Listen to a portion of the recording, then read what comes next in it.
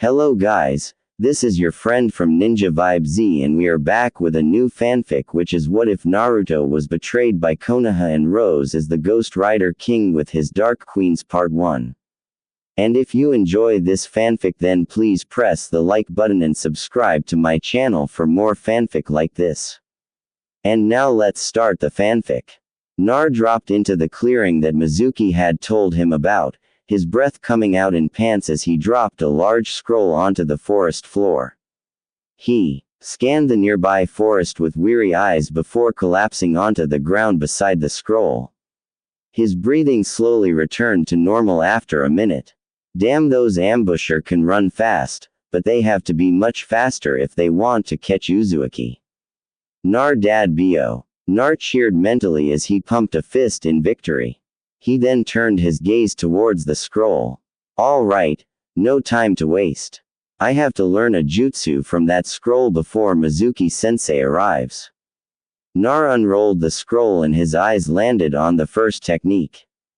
Kage. Bunshin no Jutsu Shadow Clone Technique. Not another clone technique, but I don't have much time and it looks relatively easy. Let's see. Put your hands into a cross-shaped seal and pump chakra into the seal in proportion to how many clones you want. So, more chakra equals more clones.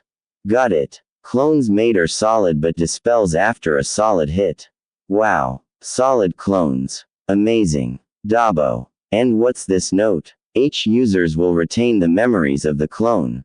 So, that means I get the memories of my clones.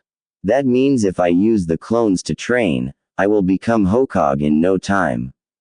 Dad bo. Nar grinned at the thought as he immediately started to practice his new technique. 15 minutes later, Mizuki landed in the clearing where he found an exhausted Naro. Mizuki was in his usual outfit except that he now had two giant shurikens strapped to his back. His expression turned gleeful upon noticing the giant scroll on the ground besides Nar. Name Mizuki-sensei. I already managed to learn one jutsu from the scroll. Does that mean I passed the test and can become a genin? Nar asked with his usual grin in place, which diverted Mizuki's attention back to him. Genin? Who in the right mind would allow a demon brat such as yourself to become a genin? Mizuki sneered at him. What? Then why did you tell me about the test? Nar shouted in disbelief. Haha. You actually believed there was a test, man. How dumb can you get? Mizuki howled with laughter, causing Naro to growl at him slightly. There was never a test. I just used your dumb to get the forbidden scroll. Now hand it over, and maybe I'll make your death quick and painless. No way. I'm going to kick your and bring the scroll back to Hokage. GG dad bo. Nar slammed a fist into an open palm. What makes you think you can take me a chunin? You don't even know why the entire village hates you. Mizuki exclaimed before a grin formed on his face. Do you want to know why we hate you, Nar? Nar faltered when he heard that. Why, you know why I'm hated? Tell me. Oh, it's simple, really. The night of the Konoha attack, you were all told that the Yandaime killed it. But that was false. The Konoha was too powerful, so the Yandaime did the next best thing. He sealed it into a baby boy.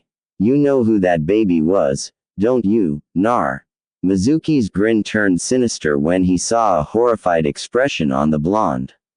That's right. It was you. You're the Konoha no Yoko. And no, that's not true. That's impossible. No. Nar clutched his head as he felt everything that he once knew shatter around him. He fell to his knees with a loud cry. Cookie, for those who know where this line came from. Now, let me put you out of your misery, Fox. I've been waiting a long time for this day. Mizuki snarled as he pulled the Fuma Shuriken, Demon Wind Shuriken, off his back and spun it in his hands. The giant shuriken becoming nothing more than a blur of speed. Go die. Nar was too lost out of it to notice Mizuki toss the Fuma Shuriken his way. He looked up at the last second to see the giant spinning shuriken an inch away from him. His eyes flew wide in shock and pain as the cold, hard steel sliced through his clothes and flesh before embedding itself deep inside his body. Ah! Nar groaned as he fell onto his hands, coughing out blood. His eyesight started to blur as he unconsciously pressed a hand to his gaping wound. He looked down as the hand came away, covered with his red blood.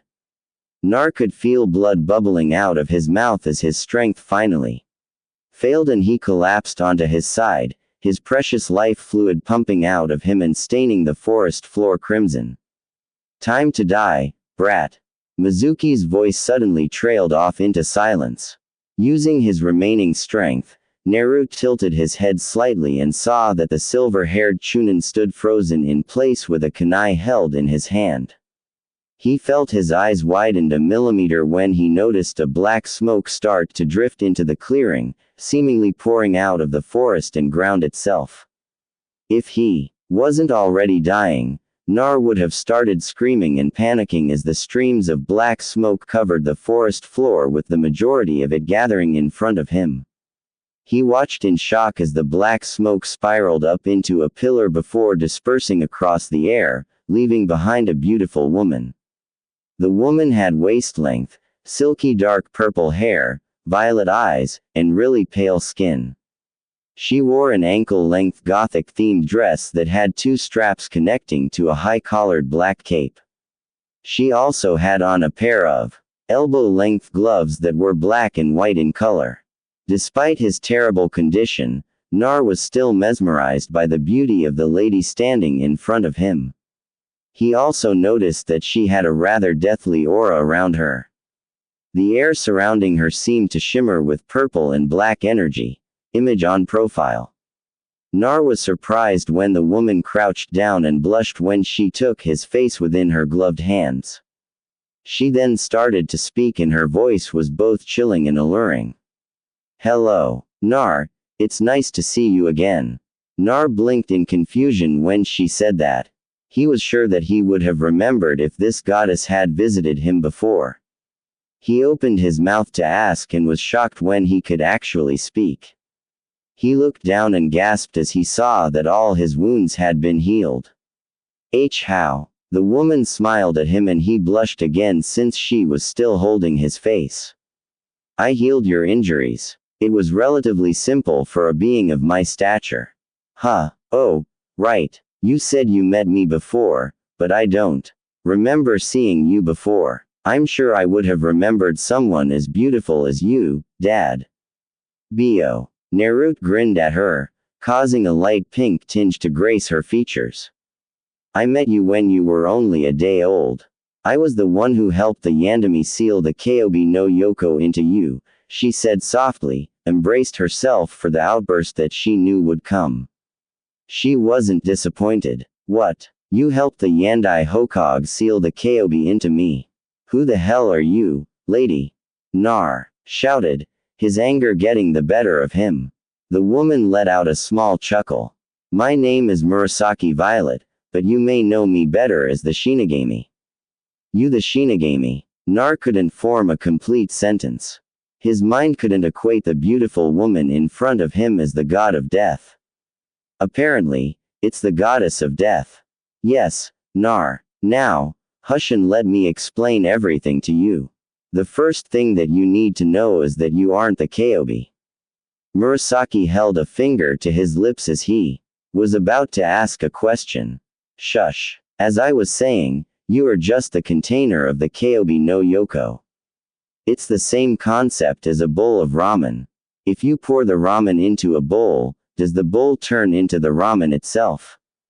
No, it doesn't. And so the same applies to you." Nar let out a sigh of relief, glad that he wasn't the Konoha and just contained the beast. But then a frown crossed his face. "Then why do the villagers hate me? They are ignorant mortals. They chose the easiest person to let out their grief and hatred on. You being the Jingariki of the Konoha just made you the perfect scapegoat for them, which is why they take out their anger and grief on you." Murasaki hissed as the air around them chilled suddenly. She quickly calmed herself and the temperature returned to normal. The next important fact that you need to know is that your parents are the Yandai Mihakage Namikaze Minato himself and Uzumaki Kusha, a master at Fuenjutsu. The Shinigami smirked when she saw the dumbstruck face on the blonde Jinchuriki. After a moment, Nar had finally found his voice again. My dad is the Yandai Hokage.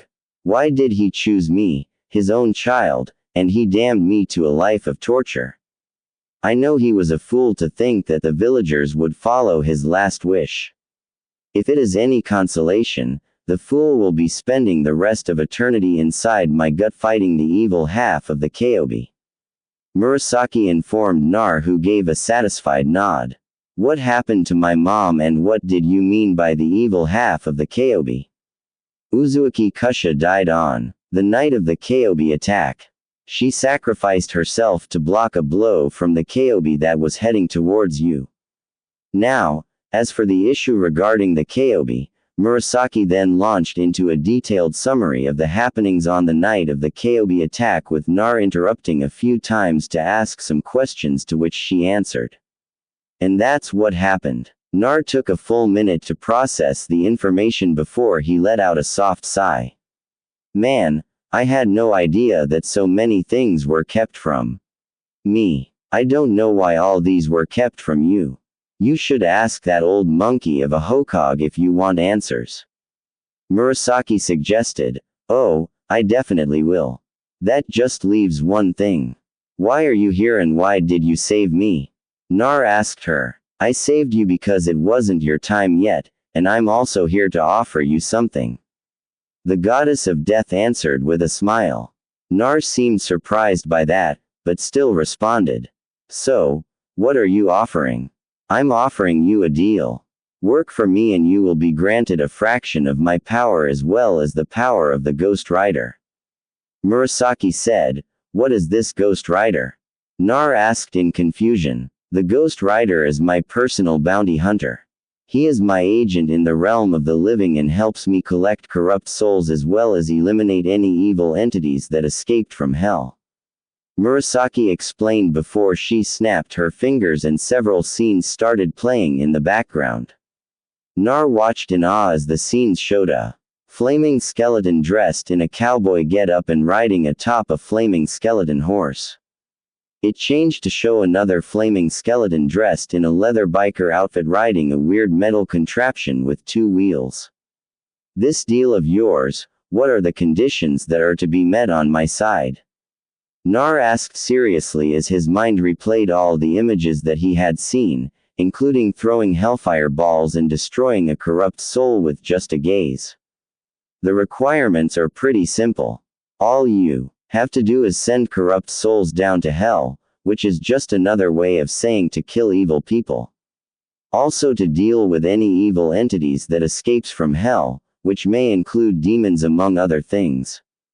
Murasaki waved her hand casually. Then sign me up. I'll kick all there. Nar declared loudly. Then it's time to seal the deal. Murasaki stated with a grin as she licked her lips with a glint in her eyes, which caused Naruto to gulp and back up a bit as she advanced on him. Murasaki, what are you do? Naruto's eyes flew wide when he was cut off as Murasaki grabbed him by his shoulders and kissed him deeply. He responded to the kiss after a few seconds. Nar felt a cold feeling flood into his body with a tint of death in it before it was replaced by a searing sensation that warmed him up from the inside out. Murasaki then broke the kiss and they looked at each other with blushes on their faces. So is that how you seal a deal? And not normally just for you. Murasaki admitted as her blush deepened slightly. Nar suddenly felt a tremendous headache hit him. He placed a hand against his temple as memories that weren't his flooded his mind. Those are the memories of the previous writers and also some of my knowledge on how to fully utilize my powers properly as well as knowledge on everything to do with shinobi life. Can't have my avatar being an idiot. As the sensation finally passed, Nar cracked his neck and finally took notice the changes that had happened to his body. He was now significantly taller. Chaput in height and all traces of baby fat was replaced by lean muscles. His once clear blue cerulean eyes now pitch black in color. His torn and tattered orange jumpsuit had been replaced with a ragged-looking black hooded cloak that seemed to move like the shadows. His spiky blonde hair had grown out and had a tinge of orange mixed into it, giving it a fire-like color. Murasaki licked her lips as she ran her eyes over his new body. I like it. Me, too. So, what happens now? Nar asked with a cocked eyebrow. I'm going to head back to my realm and unfreeze the time here as well. So, good luck and get some girls to keep you company when I'm not around. Murasaki giggled as she vanished into a black portal, leaving a flustered Nar. He quickly gathered his wits as he saw time slowly resuming and Mizuki looking at him in shock. Mizuki didn't have a clue what had just happened. One moment, he was walking towards a dying Nar and then the demon brat suddenly transformed into the black hooded cloak man in front of him. What the underscore? What kind of demon trickery is this? Mizuki demanded of the new and improved Nar. No trickery is involved. Mizuki temp. Bastard. Let's just say that I'm back and better than ever. Nar growled lowly as his new pitch black eyes bore straight into Mizuki, who was slightly unnerved by those eyes. Whatever demon brat, I'll still kill you. Mizuki shouted as he rushed at Nar with the kunai in his hand. Nar shot a hand forward and caught the kanai-wielding hand by its wrist.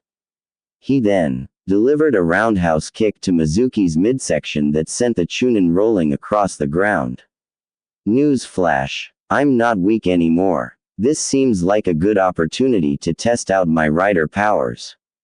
Naruto grinned as he called upon the innate power that was inside him. His skin slowly turned red in color as steam started rising from his pores. He was then engulfed in a torrent of flames that swirled around him.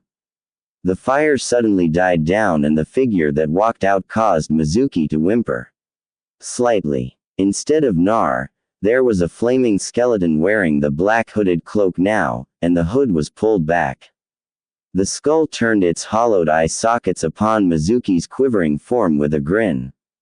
The figure then reached up with two flaming skeletal hands and cracked its knuckles and neck.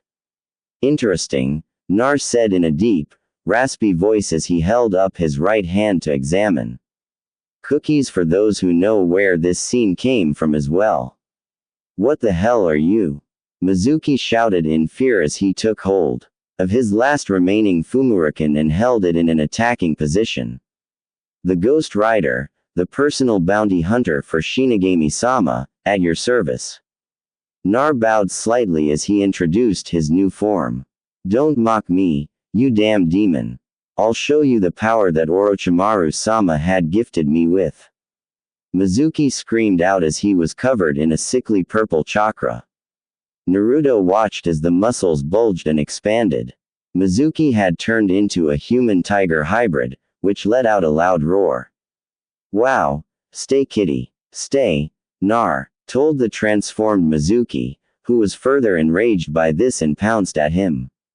Nar just drew his right hand back and socked Mizuki right in the feline face with a flaming skeletal fist, sending the hybrid crashing into a tree and breaking it in half. I told why to stay. Stop mocking me, Mizuki roared out as he charged out of the debris and started swiping at Nar with his claws. The fur on his muzzle was singed off by the fire from Naruto's fist. Nar dodged the wild swings with a graceful ease. He slapped aside one of Mizuki's swipes and nailed the hybrid in the jaw with a powerful flaming uppercut. Mizuki stumbled backwards and spat out some blood with a broken fang. He growled before charging straight at Naruto with a shoulder tackle. Nar was unprepared for this and got slammer up against a tree trunk. Mizuki drew back a fist and punched the flaming skull and dislocated the jawbone. Hey, that will teach you to mess with me, you damn brat. Mizuki crowed in victory as he looked at Naruto's slumped form, the flickering flames around his skull dimming. Suddenly, The flames burst back to life, causing Mizuki to let out an unmanly squeak of surprise. Nar stood back up and grabbed the jaw and snapped it back into place. You think that I would go down that easily? Nar growled out in the deep, raspy tone of his rider form. He strode towards Mizuki with dark orange flames flickering around his skull. He reached out and grasped the silver-haired traitorous hybrid by the throat. I'm tired of playing games with you. So, I'm going to end it right here. Right now. Wait. Stop. Please have mercy. Mizuki croaked out as he tried and failed to free himself from the superhuman grip around his throat. Mercy? Mercy, you say? Well, I'm sorry to inform you, but I'm all fresh out of mercy. Nar brought the traitor up to his face and stared at him straight in the eyes with his flaming hollowed-out sockets. Look into my eyes. Your soul is stained by the blood of the innocent. Feel their pain. Mizuki looked into the fiery depths of the hollowed-out eye sockets, and saw memories from his past resurface. The first time he met with Orochimaru. The time he passed records to Kabuto. The time he killed a genin who had stumbled across his meeting with Kabuto. The time he raped a young girl before killing her, and all his sins all compiled together. He felt all their combined pain sear his soul, completely vaporizing it and leaving him as nothing but a shell of a body. Nar released the body and it dropped back onto the ground. The originally brown eyes now completely black and smoldering. He was about to undo his rider transformation when he felt something off about the body. It seemed to glow with a sinister purple aura. Nar gasped in shock when a black smoky figure burst out of Mizuki's dead body and fell onto all fours. It had the appearance of a black demonic tiger. A corrupt soul. That damned snake tease powering his cursed seals using corrupted souls. Wait till I get my hands on him. But first, I have to take care of this nuisance. Nar growled as he ducked under a leap from said corruptor tiger demons. Soul. The tiger demon skidded to a stop and pounced back at Nar with claws unsheathed. He rolled onto his back and kicked the tiger demon in the belly as it sailed over him. The tiger demon slammed into a tree trunk but got up immediately and opened its muzzle, firing a wave of foul purple yuki at Nar. Gokaden. Goka. Noiki. Hellfire release. Hellfire breath. Nar breathed out a conical wave of blazing white-hot flames from his skull. The flames easily burning through the yuki and scorching the tiger demon. Nar watched impassively, as the tiger demon writhed in pain on the ground, the hellfire burning away at its body before it finally disintegrated into dust. One soul for Murasaki-chan already. Man, I'm good. Nar cackled before he released the hold on his transformation, the flames dying out until he was back in his new human form. It was then that Iruka landed in the clearing and saw the new Nar, the dead hybrid form of Mizuki, in a pile of blackened ashes. What the hell happened here? Pierrot exclaimed in shock. Nar let out a chuckle as he carried the forbidden scroll under his arm. First off, yes, it is Muswaki Nar. And Mizuki TM tricked me into stealing the scroll by claiming that it was a makeup genin exam. I gained some new powers when he was about to kill me. He transformed into that tiger hybrid from a curse seal given to him by his master, Orochimaru, and I killed him. The end. Iruka just couldn't find the words to comment on the situation, so he stood there, eyes wide and mouth agape. I'm going to see the Hokage about something. You can come along or you can just stand there looking like a fish. Nar told him as he grabbed a hold of Mizuki's scruff and disappeared in a swirl of leaves. Shanhen no Jutsu body flicker technique. When did Nar learn how to do that? Iruka thought to himself before snapping out of his reverie. He shrugged uncaringly and left the clearing. Hogue's office. Serbi Hirazen. The Sandaime Hokage sat in his chair with his usual pipe in hand. His face held a concerned expression as a result of witnessing Naruto's fight with Mizuki through his special crystal viewing orb. One moment Nar was lying almost dead on the ground and the next he looked like he had hit a major growth spurt. Then he goes and transforms into a flaming skeleton that could walk, fight, and talk. What the hell happened out there, Nar? Here is inside as he massaged his temples. I'm getting too old for this _ Nar appeared in the office and casually dumped Mizuki's dead tiger form to the side before walking up to the desk and slamming the forbidden scroll onto the wooden surface. His jumped slightly from the shock before glaring at the blonde. What the hell do you think you're doing? I'm returning the forbidden scroll that Mizuki Temp tricked me into stealing, Hokage-sama, but I'm pretty sure you knew that from your crystal viewing orb. Of course, Naruto replied, spitting out the title as if it was poisonous to his mouth. You will address me with respect. I am the Hokage of this village. I shouted as he narrowed his eyes at him. I will show you respect when you show me a reason to respect you. Nar growled in reply before a smirk wormed its way onto his face. Besides, you can't order me around. I am not one of your shinobi, so you have no jurisdiction over me. The Sandaime cursed mentally when he realized that the blonde was right. So, he let out a soft sigh and calmed himself down. Mind telling me what happened to you, Nar? Mind telling me why I wasn't informed that I had the Konoha no Yoko sealed inside my belly? Nar countered instantly with his own question, causing the old leader to sigh again. We thought it would be for the best if you weren't informed of your burden.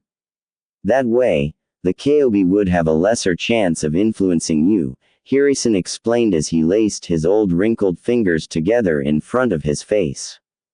That sounds like an absolute pile of _ but I won't question any further into that matter, Naruto stated and picked up on the Sandaime's soft exhalation of relief. However, there is another matter that I must bring forth. What is it, Naruto? Hai asked with his grandfatherly mask back in place. Why the hell wasn't I informed of who my parents were? Nar shouted the question out. His eyes caught a quick flash of panic on the old man's face before it was covered up by a mask of false confusion. I have no idea what you're talking about, Naruto _ I already told you that I don't know who your parents are. Cut the horse shit, Nar roared out, his eyes glowing with a slight orange-yellow flame. His couldn't help but gulp slightly upon looking into those intimidating eyes.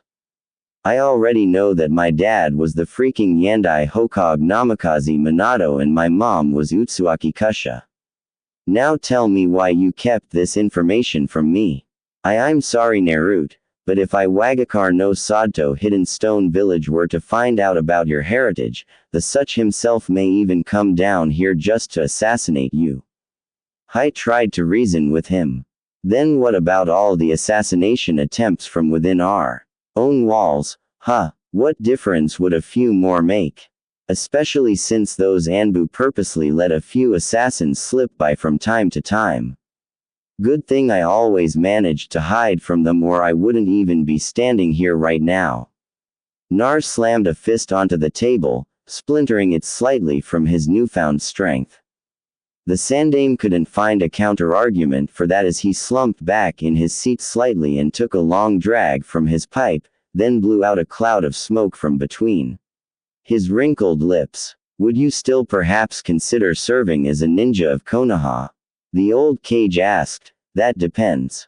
If you fulfill certain conditions on my part, then I will work for you, not as a shinobi, but as a personal Anbu that doubles as a mercenary. Nar informed the elderly shinobi leader. Here tapped his pipe against the table lightly to dislodge some ash from it. And what are these conditions that you speak of? 1. I get my inheritance that my parents left behind and that includes their house. 2. You spill all remaining secrets that are related to me in any manner. 3. The same traveling rights that the sun possess. 4th. I will not take any D-rank missions and also have the right to refuse any mission that I am offered. Fifth, a weekly pay that is double that of a normal ambu.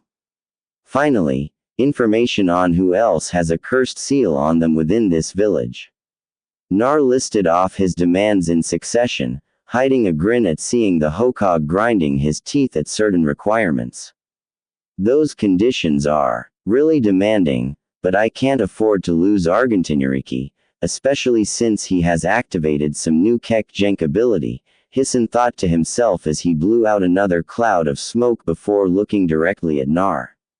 I accept your terms, Nar. Your inheritance are in these scrolls, and I'm afraid that the house was destroyed during the Kobe's rampage. The only remaining secrets are that Jera and Tsunade are your godfather and godmother respectively. I just signed the form that grants you the right to leave the village at any time and stay away for any amount of time unless you are directly called back.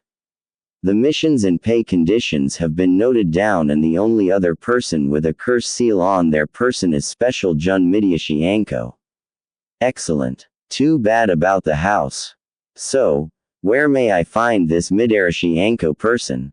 Naruto inquired. She is normally spotted at the local dango shop or training inside training ground number 44, the Forest of Death. His replied before coughing, slightly to gain Naruto's attention. Do you require a mask to hide your identity? No need for that. I already prepared my own mask. Naruto pulled out a skull mask from within his cloak and attached it to his face before yanking the hood over his head, giving him a really imposing look. While on duty from now on, I shall only be known as Zukatsu Skull. Very well, Zukatsu-san, since there is nothing further to discuss, then I guess you are dismissed for the day. Nar glared at the old cage through his mask. Do not treat me like another one of your underlings, you old monkey. Do that again and you will not like the consequences. Having said his piece, Nar disappeared in a swirling pillar of black smoke. Serbi Hiruzen frowned at the blatant threat at his person. He knew that Nar would become a problem in future but chose to let him be for now. Just you wait, Nar, I will have you under my thumb sooner or later. Nar was perched on a branch just outside off his old classroom. He shook his head at how all the students in there were just happily chatting away with each other. The Shinobi Academy was a joke. It did absolutely nothing to help Academy students on their path towards becoming a ninja. What the hell are flower pressing classes and hours upon hours of history going to do for them? Did they expect an enemy shinobi to pop them a surprise quiz about history?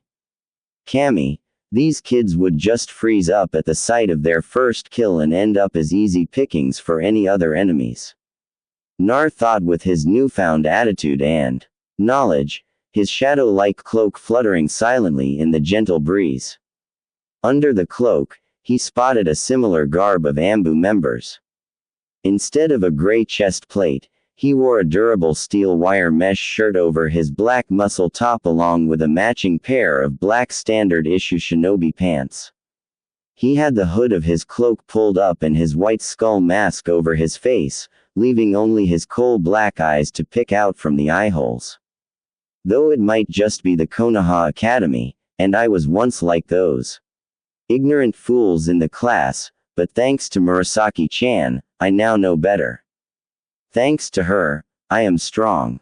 Nar clenched a fist in front of himself, watching as the air around it shimmered and steam slowly rises from the pores on his fist. Nar snapped back to attention when his chakra-enhanced hearing caught the sound of footsteps coming down the corridor beside the classroom. Iruka walked into the classroom and deposited a stack of papers onto his mahogany desk. The sound produced was drowned out by the incessant noise emanating from the majority of the class. Iruka merely waited patiently with his arms crossed for them to notice him. 5 minutes later, will you guys shut the hell up and get your back to your seats? Iruka shouted with his infamous demonic head technique. Nar watched with a small smirk on his face as the students scrambled back to their seats. All of them immediately kept their mouths closed as a veil of silence settled over the classroom. That's better. Now I congratulate all those here on passing your Janine examinations. Pierrot switched into a more jovial tone as he addressed all the students in front of him. The silence was quickly replaced with yells of accomplishment and joy. He allows them to quiet down on their own this time before he continued with his speech. I want you all to know that I'm proud of each and every single one of you, and it has been my pleasure to have been your sensei for the past 6 years. Nar shook his head in disappointment of his X-tier motivational speech. All he is doing is getting them motivated to run out there and get killed. Now it's time for your team placements to be announced. Remember that the teams are formed by the Hokage. And if you have any problems with your placement, then I suggest you take it up with him. The class quieted down after that as they waited in suspense for their team members and sensei to be announced. Team 1, Naruto zoned out until the more significant members of the class were left, namely the clan heirs. Team 7 will be consisted of Uchiha, Sasaki, HN, Haruno, Sakura, Shaw, Take That, Ino, Pig. True love wins after all. A certain pink-haired female shrieked out in victory, causing Naruto to growl slightly as he rubbed his sore ears in protest. Ino ground her teeth in frustration, but didn't voice out her unhappiness as she remembered that the teams were formed by the Hokage. Shimura sighed. Your Junin sensei will be Hideki Kakashi. The Sandaime stated that this team will be a quick response team. Nar narrowed his eyes when he heard of the third member's name. He had the same family name as that old bandaged man on the village council. He had heard the occasional whispers and rumors about Shimura Danzo, how he was an old war hawk that wanted to turn Konoha into the largest military power in the elemental nations. He had also heard about how he was rivals with Serbi Hiruzen since their academy days, but had lost in the election to become the Sandaime Hokage. I wouldn't be surprised if everything from their rivalry was merely a ruse they cooked up. That old monkey wasn't hailed as the professor for nothing. Naruto thought as Iruka continued with the team announcements. Team 8 will be consisted of Hyuga Hinata. Hi, Inuzuka Kiba. You hear that, bud? We're on an official shinobi team now. Woof. Arame Shino, your sensei will be Yuhi Karana. The Sandaime stated that this will be a tracker team. Iruka announced Team 9 is still in circulation from last year. So Team 10 will be consisted of Nar Shikamaru. Troublesome. Akamaiki Choji. Iruka looked up when he didn't receive a reply, only to sweat drop when he saw that the pudgy clan heir was busy feasting on a bag of barbecue-flavored chips. Yama Nakao, your sensei will be Serbia. The Sandaime stated that this will be a capture and interrogation team just like the previous generation. To her credit, Ino managed to beat down the urge to shout out the injustice about the team placements. Your Junin sensei should be arriving in a few minutes' time, so I suggest you sit still and wait so you make a good first impression. Iruka paused and gave the class one last look. Well, that's all from me. I wish everyone luck on your future shinobi career. Nar took the moment to evaluate his ex-classmates with his newfound intelligence. His eyes drifted to the dark-haired boy with the same eye color as him. Uchiha Sasaki, the so-called last remaining Uchiha after the massacre that happened 4 years ago, has a superiority complex and an ego larger than the entire village. Seems to only respect strength and power. Haruno Sakura, the first shinobi of her family, self-proclaimed president of the SFC Sash fan club and has a voice that could probably be turned into a weapon with its deadly frequency. Has extreme fangirl tendencies and doesn't take her career seriously, only finding interest in pursuing the Uchiha Shimura Sai. I've never seen him in the academy with a name like that. Looks like I would have to keep an eye on him. Nar shifted his gaze over to the next team. The first person to catch his eye was his occasional pranking buddy Inuka Ka and his partner Akamaru, a deadly combination, brash and headstrong but also excels at taijutsu and loyal to a fault. Only reason he lost to Sasaki in terms of taijutsu is because of Mizuki's favoritism. Arame Shino, the heir to the Abarame clan. Quiet and keeps to himself, but scores well, just like a true shinobi. Hyuga Hinata, the AYS to the Hyuga clan. Also quiet and keeps to herself. Far too gentle in nature to be a shinobi. I can't even imagine what would happen if she has to make her first kill. Most likely scenario would be freezing up and making herself an open target.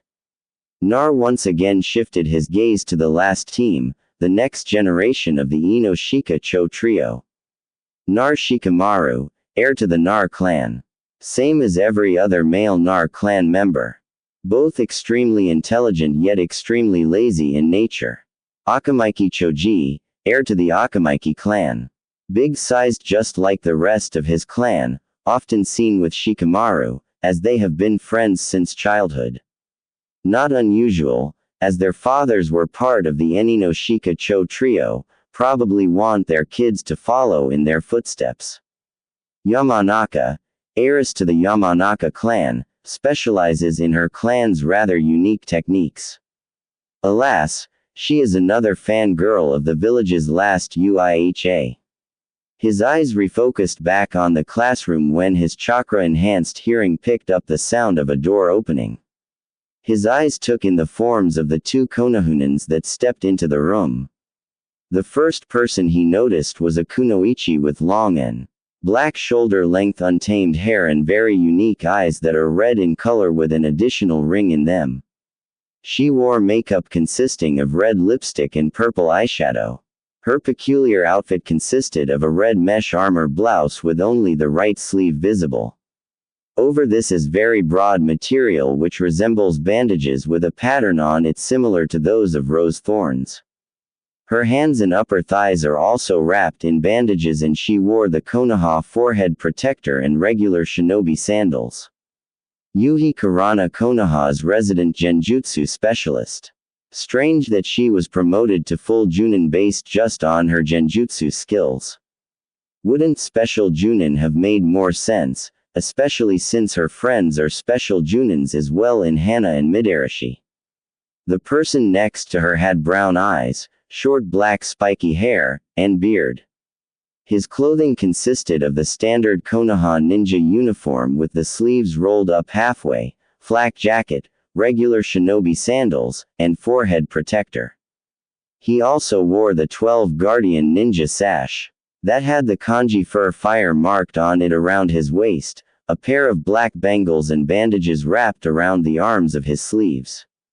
Serbia Asuma, the son of the Sandame Hokage, seems to give off the aura of an extremely laid-back person.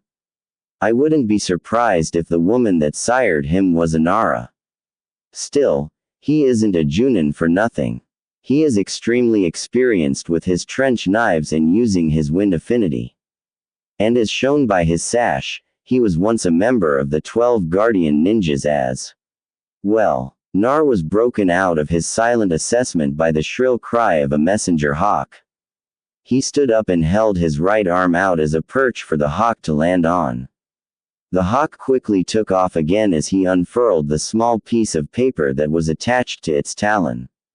A quick scan confirmed that it was from the Hokage's office. Sir Toby Herzen was scowling as he stamped another negative on a civilian's request to banish the so-called demon child from the village. He rubbed his wrinkled brow in frustration. Normally, I'm perfectly all right with doing paperwork. Hell, I expected nothing less when I took the position of Hokage since a leader has tons of decisions to make. However, ridiculous requests like this are what really grate on my nerves. A total and utter waste of my time. As if I would bow to their whims and banish this village's only weapon against the other nation's Jinchurikis. Here is inside as he took another puff of his pipe when a swirl of black smoke lazily drifted into existence before dissipating to reveal the imposing figure of Nar. I have received your summons and have reported as requested. Hokage-sama. Naruto droned out in a professional working tone, making sure to keep any hints of hatred and displeasure out of his voice. No point in endlessly aggravating the old monkey. There would be many more opportunities if I were to get closer to him. Azukatu, glad to see that you're on time for your first mission. Unlike a certain Junin under my command, Hirisan muttered the last part under his breath, but Naruto's enhanced hearing picked it up. Somewhere in Konoha, a tall, lanky man with gravity-daying silver hair was reading a small orange-colored book and giggling perversely as he stood on the surface of a small lake. A sudden sneeze caused him to lose concentration and cut the chakra flow to his feet, plunging his entire body into the cold water. Quickly swimming back to shore, he performed a simple fire jutsu that evaporated the water in his soaked clothes and hair. He reached back into his pouch, but frowned as his hand came back out empty. He swept his single-eyed gaze over the immediate area around him, only for it to widen in shock upon seeing a tattered orange book by the lakeside.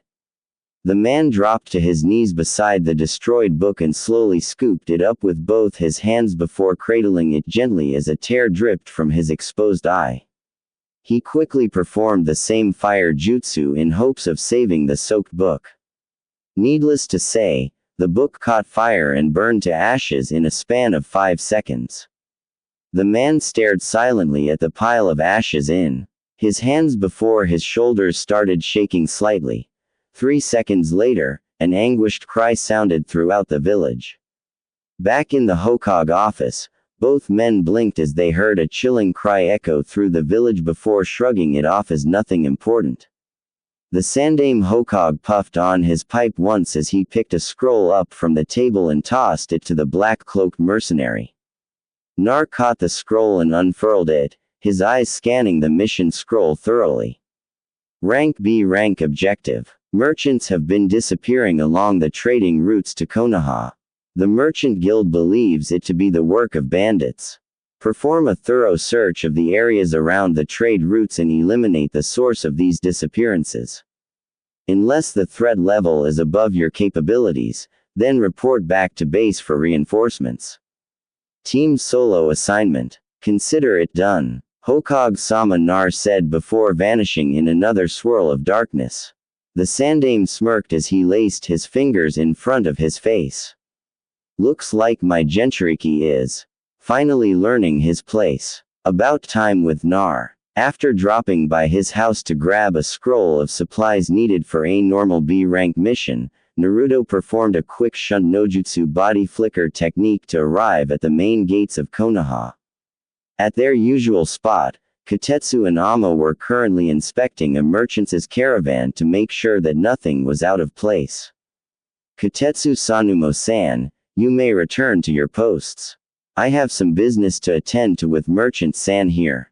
Naruto waved the two Chunin guards off as he strode up to the group. Azukata-san, we less than greater than LL leave it to you then. Katsu replied as both Chunins gave him a respectful nod before going back to their daily activities, mainly sitting around and slacking. Nar merely shook his head at the blatant lack of seriousness in the gate guards. Has Konoha really sunk so low that it's taking the current state of peace for granted? Pushing the thought out of his mind, Nar decided to focus on his task at hand. The leader of the merchant caravan was a well-built middle-aged man that seemed to shiver slightly as Nar locked his coal-black eyes on him through the white porcelain skull mask on his face. Anbusen, what business do you have with mere merchants such as myself? The man asked with a hint of confusion in his voice. I'm sure that you have heard of the disappearances that have happened along the trading routes to and from Konoha.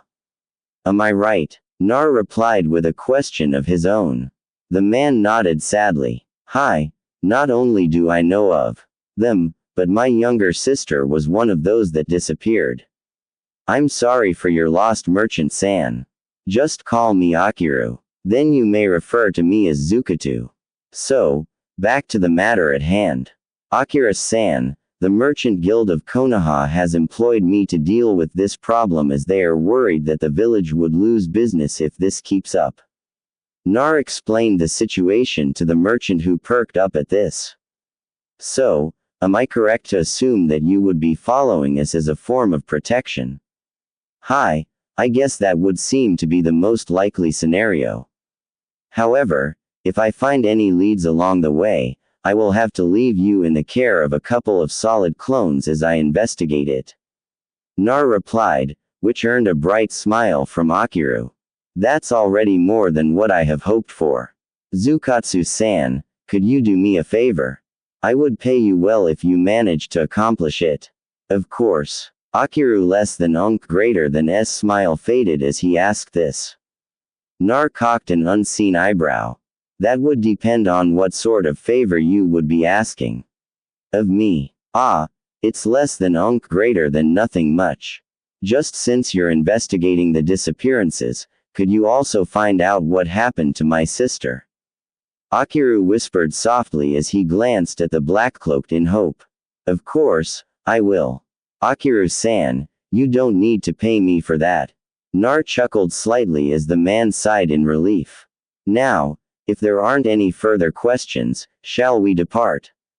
Oh, right. You heard him, everyone.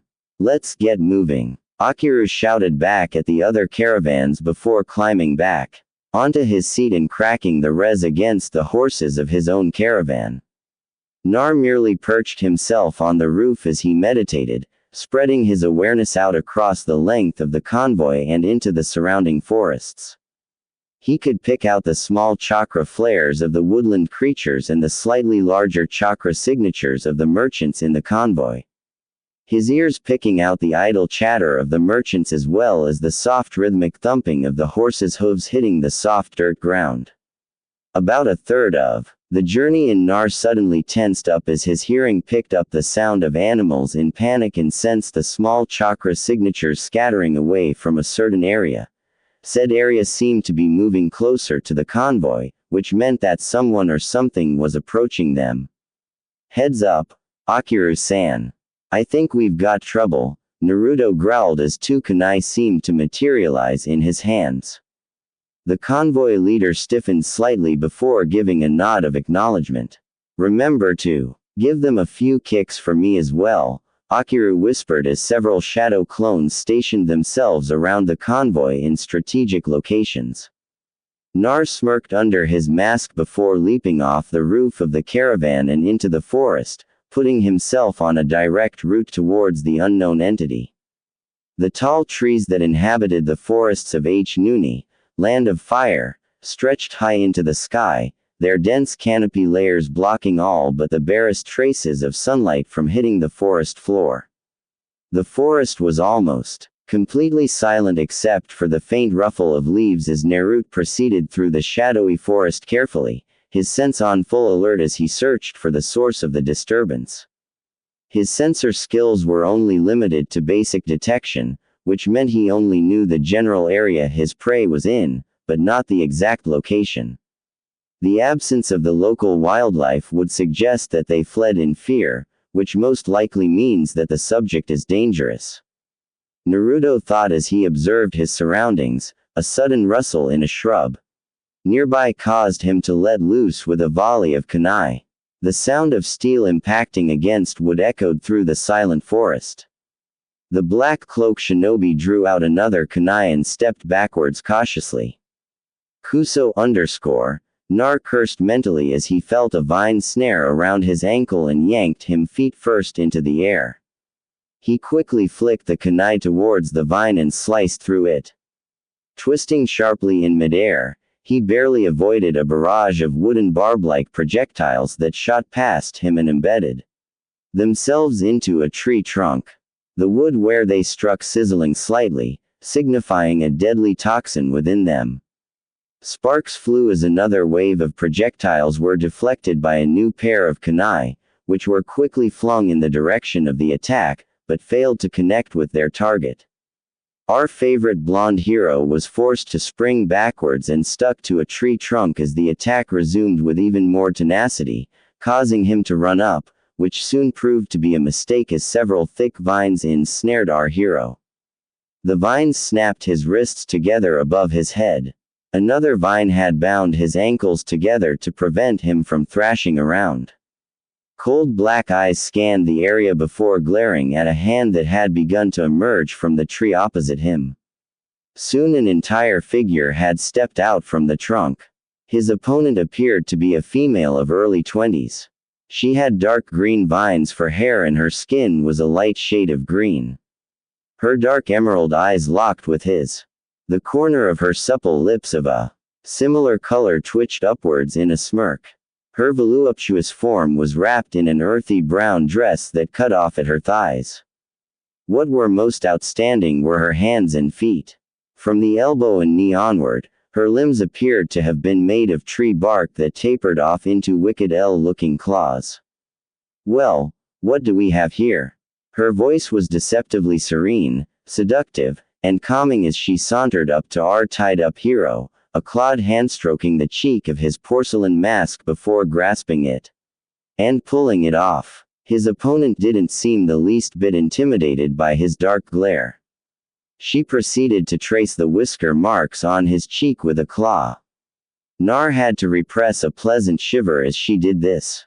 Such a fine specimen. She purred with a sly smile on her face as her claws trailed down his neck into his cloak, feeling up and caressing his toned body. Strong as well. What are you? Nar growled out at the woman as he jerked against his restraints, but failed to break free. The vines were simply too thick and seemed to be reinforced by demonic energy.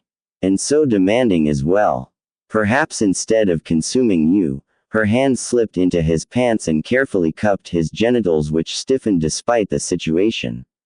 I should mate with you, and yes, you would definitely grant me strong children. Shinigami's office. Murasaki had just completed another stack of paperwork when she suddenly felt the urge to kill someone, her aura flaring wildly around her as she bristled in anger for what seemed like no reason whatsoever. How peculiar. She mused as she reined her aura back in, not before it had rotted away the flowers on her desk along with a poor goblin that had chosen that moment to deliver another stack of paperwork. I suddenly feel like acquiring several cans of weed spray. Back to the scene, Naruto's eyes widened considerably when he heard that and failed to suppress the small blush that appeared on his face before schooling his expression back into its emotionless state. Are you the one that is responsible for all the mysterious disappearances in the area? Nar asked. The female placed her free claws against her chin in a thinking posture as her other hand continued playing with his crotch. If you meant all those fat slobs called merchants, then yes. However, they were all greasy and fattening. Not good at all for my figure and complexion, much less my poor babies, she sighed sadly before breaking up in a grin again. You on the other hand are going to be of much more use. Nar heard all that he needed to already, which basically was that the woman in front of him was responsible for the mysterious disappearances. A shadow clone that had been hiding not too far away burst into the clearing and slashed the vines with one of the discarded kunai on the forest floor it had found. The original quickly flung a handful of shurikens at his target. The plant woman merely yawned as she used one hand to deflect the metal stars. Apparently, those claws were pretty durable as well. Nar quickly formed a cross-shaped hand seal. 9 more shadow clones materialized into the clearing with their own kunai drawn. She gave him an amused look as the clones began their assault, charging at her from different directions in an attempt to surround her. Is this all you've got? Come to mommy, my precious babies, she cooed as various plant-like creatures crawled out from the forest floor. Their bodies and limbs seemed to be composed of vines and tree bark with various flowers for heads. The new arrivals instantly engaged the clones in a bid to prevent any harm from coming to their mother. Their bodies proved to be more than just looks as they dodged and evaded with incredible amounts of flexibility. Nar grimaced as he saw one with a large purple and red flower exhale a stream of purple miasma at a clone it had entangled with its vine-like appendages. The clone popped the moment the poison smoke entered his body. He quickly turned his attention back to the bulb-like head creature that he was fighting. It charged straight at him as razor-sharp thorns erupted from its limbs. The creature's attempt to fler hero was foiled as another clone that had defeated his opponent performed a sweeping kick that knocked the creature off its feet. The plant mistress simply sat down on a throne of vines and thorns that she had conjured up from the ground, a predatory look on her face as she observed her desired mate's strength. Nar unleashed a hail of shuriken at the downed creature, only to have it stand back up as if nothing had happened. The bulb-like head seemed to shudder slightly before a stream of seeds shot out at insane speeds. Naru performed a quick substitution with a nearby log that was immediately blasted full of holes. Note to self, don't get hit by that. Nar thought as he eyed the creature wearily. Its head swiveled in his new direction and released another stream of deadly seeds. Biting his thumb, he quickly swiped it over a seal over his left hand and unsealed a black metal pole with a rectangular slit near one end. Twirling the staff like an expert, the projectiles were blocked easily as a shadow clone prepared an exploding kunai and tossed it right into the creature's head. It stumbled backward from the impact before the resulting explosion tore its body to pieces, splattering the area with purple ooze that Nar assumed was its blood. With his foe dispatched off, Nar engaged the remainder with his staff and shadow clones.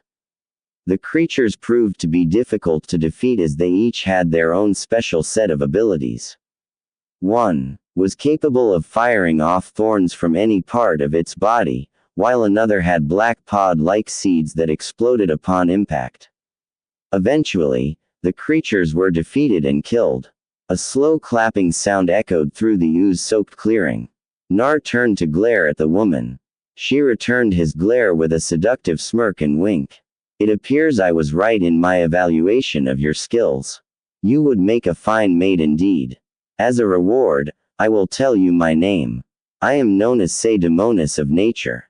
A grin broke out on her face. When she noticed her opponent's eyes flew wide open in shock. I see you've heard of little old me. Shikimi, also known as the Shisanakari, Nature's Wrath, responsible for the Sei Noyakusatsu, genocide of Sei, where the entire lumber town was retaken by nature and every single one of its 100,000-strong population brutally murdered. Their blood feeding the growth of the plants and creatures, the place now known as Training Ground Number 44, the Forest of Death. Nar growled out lowly as he gripped his staff tighter. Kuso, I didn't expect to run into one of the Jigoku no Junior Yoryakuma 12 greater demons of hell so soon. Those bastards deserved it. They're responsible for destroying my old home and ravaging the forests around it. Sei's eyes flashed dangerously as she hissed out in anger. Nar gulped reflexively. A pissed-off female with overwhelming control over nature was definitely scary. Now that you know who I am, just give it up and accept your fate. I promise that it will be pleasurable, very pleasurable. Stealing his resolve and pushing down his rampaging hormones at the half-lidded gaze directed at him, Nar settled into a simple attack stance with his staff. Sate dramatically. Well, if you insist on doing it the hard way. She snapped her fingers as the tree bark of her hands and feet crawled its way up her skin, conforming to her figure as it formed what appeared to be some type of battle armor. The bark crawled up her face and covered everything but the area around her eyes. Her vine-like hair tied itself into a ponytail that fell to her midback. She pressed her palm against a nearby tree trunk, causing the wood to twist and conform itself into an improvised spear. Nar wasted no time as he disappeared in a burst of speed and slammed his staff down at her shoulder only to have it blocked at the last second by her wooden spear. Sei thrust the spear tip forward, forcing him to dodge to the right, which was part of her plan as she caught his right hand in a vice-like grip and yanked him forward. Naruto lost his footing before an armored knee drove its way into his stomach and knocked the breath out of him. Come on, you can do better than that. Jarrett as she released her grip of his wrist to form a fist and landed a devastating uppercut to his chin that sent him sailing into the air. She then performed a perfect roundhouse kick to his sternum as he fell back down, thus sending him crashing into a tree located further behind him. He fell to his knees as he grasped his chest and coughed out some blood. Gah! Nar wheezed out as he stumbled back up to his feet, using his hand to wipe away the trail of blood that leaked out the corner of his mouth. He formed a cross-shaped hand seal again as 10 shadow clones puffed into existence, each of them wielding a black staff like the original. With a mental command, Nar and his clones dashed towards their opponent with staffs at the ready. They attacked in sync, which meant that she would have to fend off at least one attack every second. Sei didn't seem the least bit bothered by this. Her armored form simply weaved its way through several attacks and used her staff or forearms to block other strikes. Nar ducked back out of the battle and unsealed 2 Fumurikens and unfolded their blades. He spun them up to the maximum speed before tossing both at her. Sei made to avoid the huge projectiles, but found herself trapped in place by the clones. She quickly stabbed one in the face with her spear before jumping and twisting her body midair. The 2 Fuma shuriken went over and under her body by an inch each. She grabbed the nearest clone in a scissor headlock with her legs and slammed it into the ground as she landed. Sei quickly handsprung out of the way as the remaining clones converged on her location. She raised her hands in a crossword as several kunai embedded themselves in her forearm armor. Her eyes widened as she heard a familiar sizzling sound before she was engulfed in a fiery explosion. The result of the exploding tags that were attached to those kanai. Nar stood at a reasonable distance with his clones arrayed around him in a battle position. The smoke drifted away to reveal a severely charred armored figure that was still smoldering from the explosion. Sei's emerald eyes glowed with power as dark green Yuki surrounded her form. Her bark armor immediately started repairing itself as barbs now covered the surface of the armor. Now that wasn't very nice, Sei growled out as she cracked her knuckles. Nar narrowed his eyes as his skin started to steam. The skin and muscle slowly started to melt off. After a couple of seconds, he stood there in his rider form, complete with flaming skull. Well, I'm not a very nice person, Nar replied in kind. As he slammed the bottom of his staff on the ground whilst channeling his powers into it, a blazing white flame erupted from the slit into a side blade. He twirled his revealed weapon around a few times before settling into an attacking stance. Sei thrust her arms out in front of her with the hands split wide open. Tendrils of dark green Yuki branched off from her body and shot towards Naruto's location. He took a step forward and began spinning his scythe, cutting up the tendrils of Yuki that tried to impale him. He shifted his right foot forward and spun on its heel, bringing his flame scythe one entire round. Moru Set's blazing cut. Naruto roared out as he brought the scythe around in a powerful horizontal slash, sending out an arc of blazing hellfire. Sei manipulated her Yuki into a dense shield in front of her. The attack slammed against it, causing it to crack slightly under the pressure, but ultimately held in place. She lowered the shield only to find that her opponent was no longer in sight. She spun one round and still found no trace of him. Gokaden. Goken no Jutsu Hellfire Release Hellfire Bullet Technique. A voice shouted from above, causing Sei to jump back as a white-hot projectile slammed into the ground, setting it ablaze with the intensity of the flames. Sei formed her Yuki into twin kodachis that she used to block the descending strike from the flaming scythe. She saw that clones that had disappeared at the start of the battle seemed to have emerged again. The clones made to strike at her with their staffs. She closed her eyes as they approached. Shisen no Hakai, nature's devastation. She screamed out as tendrils of bubbling dark green Yuki burst out from her in every direction, dispelling all the shadow clones and impaling Nar in several places. Kuso. Nar cursed out loud before grinning and whipping his cloak out, showing that the tendrils had missed his actual body and pierced through the cloak only. Just kidding. Sei dashed at him with her Yuki blades held in an offensive position. He blocked her strike with the blade of his side. Her glowing emerald eyes locked with the burning hollow sockets of his skull. She swore the grin somehow grew wider as they struggled for dominance. Gokaden. Goka. No. Iki Hellfire release. Hellfire breath. Nar exhaled a conical wave of hellfire into his target's face at point-blank range.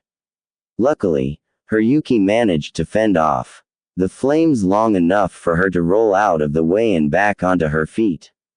She leveled an open palm at him and started to chant.